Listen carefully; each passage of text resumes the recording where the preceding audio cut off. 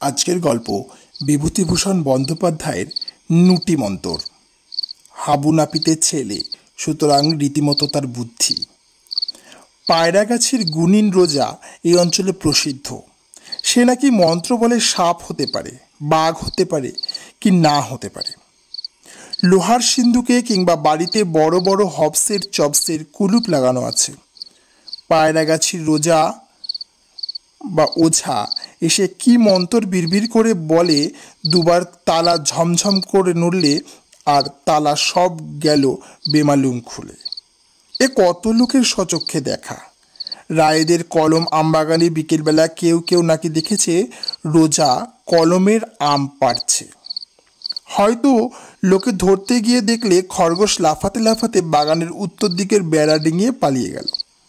পায়রাগাছির রোজা মস্ত বড় নাম, কিন্তু আশ্চর্যের বিষয়, এত বড় নাম করা রোজা যে তাকে কেউ কখনো দেখেনি। কোথায় যে কখন কিভাবে থাকে তা কেউ বলতে পারে না। হাবুর বড্ড ইচ্ছে সে কিছু মন্ত্রতন্ত্র শিখে। এ তার অনেক দিনের ইচ্ছে। এখন তার বয়স 18-19। যখন তার বয়স 14-15 তখন থেকে সে যেখানেই শুনেছে রোজাগুনিন এসেছে অমনি তার পিছু পিছু ছুটে গিয়েছে। একবার তাদের গ্রামের পাশের হাই স্কুলে একজন বড় জাদুকর এসে নানা রকম তাসের খেলা, টাকার খেলা দেখালো। একটা তাস বেমালুম গোলাপ ফুল হয়ে গেল, এর মুঠো বাঁধা হাতের টাকা ওর হাতে গেল, এক গ্লাস জল হয়ে গেল মিষ্টি শরবত। তাদের গায়ে 2-4 লোকের সঙ্গে হাবুও গিয়েছিল খেলা দেখতে। একখানা তাসকে তার সামনে, চোখের সামনে গোলাপ ফুল হতে দেখে সত্যি সে কি আশ্চর্যই না হয়েছিল। ফিরবার পথে সন্ধে হয়ে এসেছে। ওর কীরকম গা ছমছম করতে লাগলো। কালী শেখরা দলের মধ্যে প্রবীণ। হাবু বলল, আচ্ছা কালী জ্যাঠা, ওসব কি করে করল? কালী শেখরা একটা তাচ্ছিল্য সূচক ভঙ্গি করে বলল, আহা, ওসব তো সোজা সোজা কালী জ্যাঠা, খুব সোজা। কীরকম সোজা? ওসব মন্ত্রতন্ত্রের কাণ্ড, আমিও ইচ্ছা করলে করতে পারি। তুমিও পারবে? কেন পারবো না? একদিন করে দেখাবে জ্যাঠা? যা, সময় হলে দেখাবো। ও কিছুই নয়। কালী শেখরার কথায় কিন্তু হাবুর বিস্ময় বোধ দূর হলো না। সে গিয়ে জাদুকরকে পরদিন সকালে পাকড়ালো। সোজাসুজি তাকে জানালো সে ওইসব খেলা শিখতে চায়। সাগরেদ হতে সে রাজি আছে। জাদুকর কলকাতার লোক, মাথায় নরম বুরুজ দিয়ে চুল আঁচড়ে থাকেন, হাতে ঘড়ি পরেন, চোখে থাকে চশমা। তিনি নাক উঁচু করে বললেন, ওসব হয় না হে ছোকরা, হয় না। অনেক টাকার খেলা, অনেক টাকা প্রিমিয়াম দিলে তবে সাগরেদ করি। হাবু বললেন, প্রিমিয়াম কি? প্রিমিয়াম টাকা হে, টাকা। পারবে আমায় দিতে? মরিয়া হয়ে হাবু বললেন, আগে কত টাকা? 100। পারবে দিতে?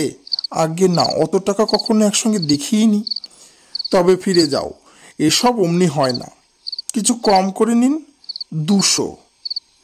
200 করে প্রিমিয়াম নি, তোমায় 100 বলেছি। হাবু সেখান থেকে সরে পড়ল।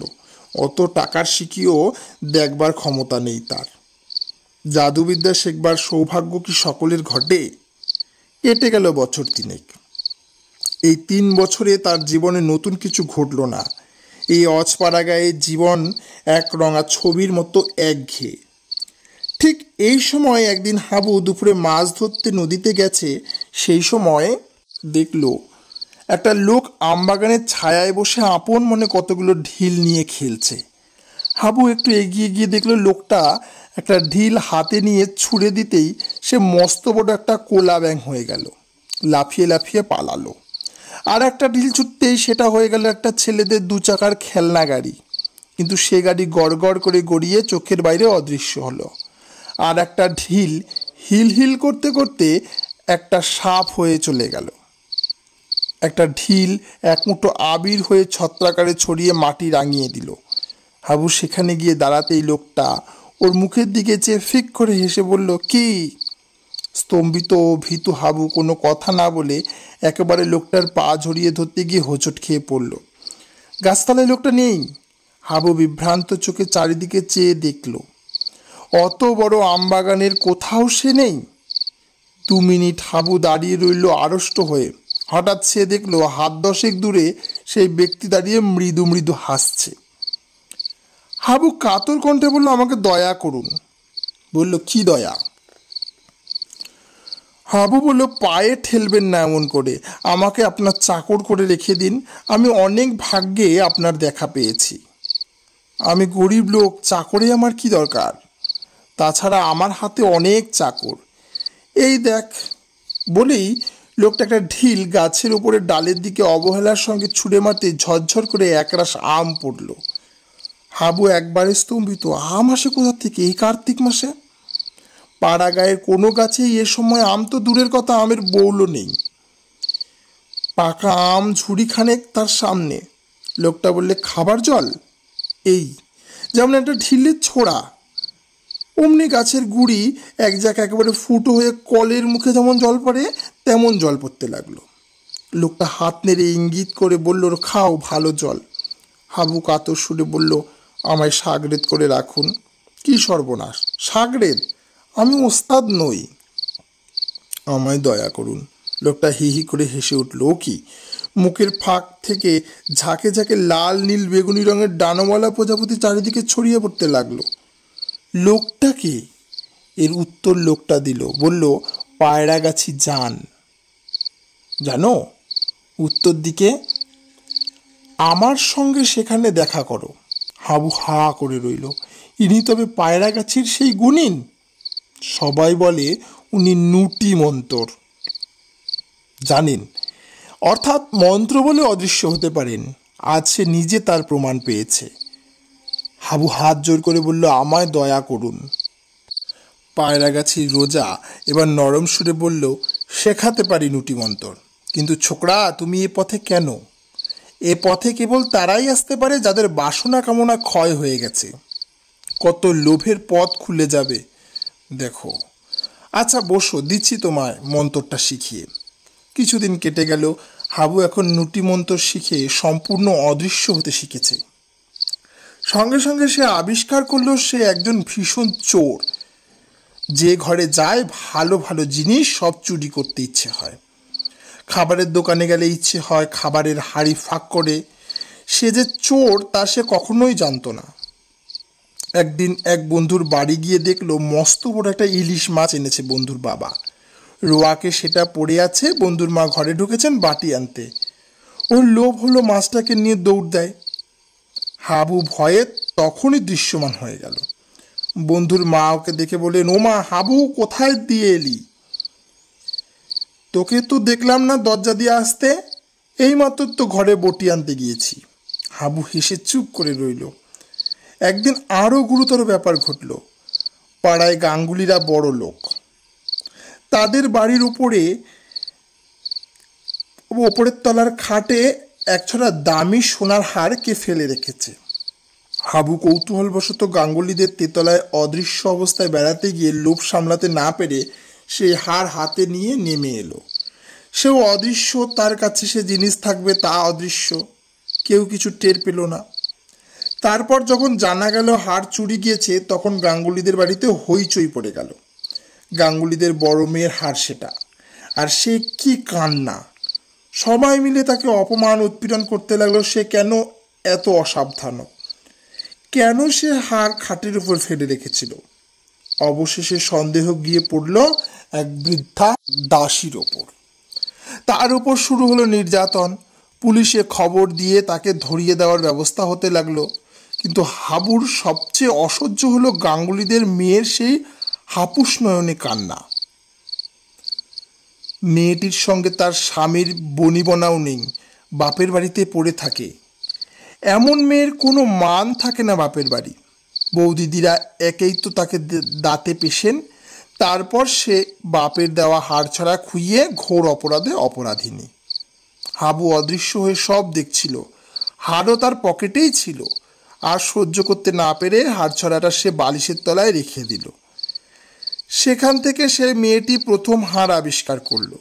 তখন কি হাসি তার মুখে! তা তো হলো, কিন্তু হাবু পড়ে গেল মহাবিপদে। সে চোর হয়ে গেল শেষ পর্যন্ত।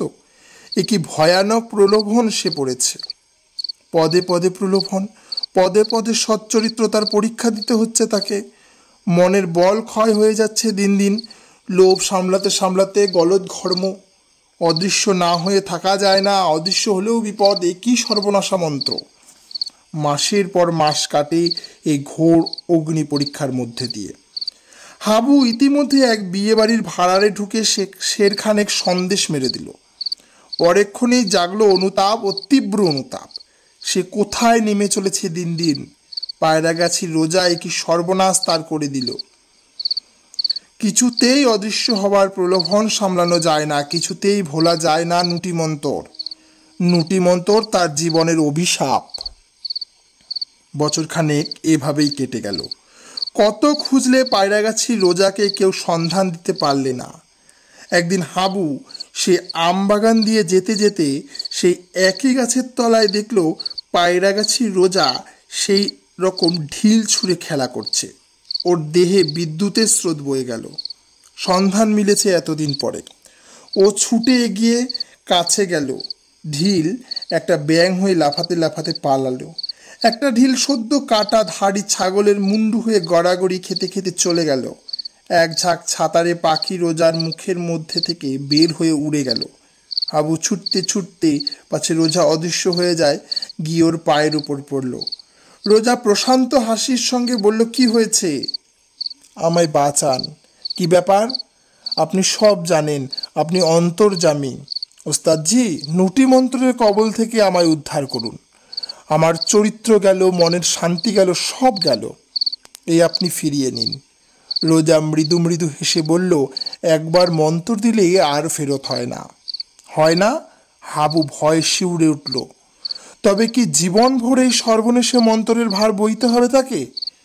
এই অশান্তি, পদে পদে এই পরীক্ষা সারা জীবন চলবে? হাবু পা আঁকড়ে ধরে বললেন, বাঁচা নামায়, আমি মরে যাব। তবে চাও না নুটিমন্তর? বলল, আজ্ঞে না। রোজা হেসে বললেন, তবে যাও। দিলাম না। মোটেই তোমাকে মন্ত্র দিইনি, পরীক্ষা করছিলাম। হাবু অবাক। সে কি কথা? 1 বছর ধরে তবে সে কিসের ভার বোঝা বয়ে মরল? সে কি বলতে যাচ্ছিল? রোজা হেসে বলল, মোটে 7 মিনিট কেটেছে। এই প্রথম দেখা তোমার সঙ্গে আমবাগানে। নুটিমন্তর তোমাকে দেওয়া যায় কি না পরীক্ষা করছিলাম। আমি আজ 20 বছর এই মন্ত্রের ভার বয়ে আসছি, আর তুমি এর দায়িত্ব 7 মিনিটও নিতে পারলে না। হাবু বলল, তবে আমি গাঙ্গুলিদের বাড়ি হাড় চুরি করিনি, ময়রার দোকানে খাবার খাইনি চুরি করে। তবে আমি না, মোটে 7 মিনিট কেটেছে। আমার সামনে ছাড়া তুমি কোথাও যাওনি, এই তো প্রথম তোমার সঙ্গে আমবাগানে। বলি কি? হাবু আড়ষ্ট হয়ে দাঁড়িয়ে রইল। পায়রাগাছির গুনিন হাঁ হাঁ করে হেসে উঠল। সঙ্গে সঙ্গে এক ঝাঁক চামচিকে তার হাঁ করা মুখের মধ্যে পটপট শব্দে বের হয়ে ইতস্তত উড়ে গেল। তো বন্ধুরা, গল্পটি শোনার জন্য আপনাকে অনেক ধন্যবাদ।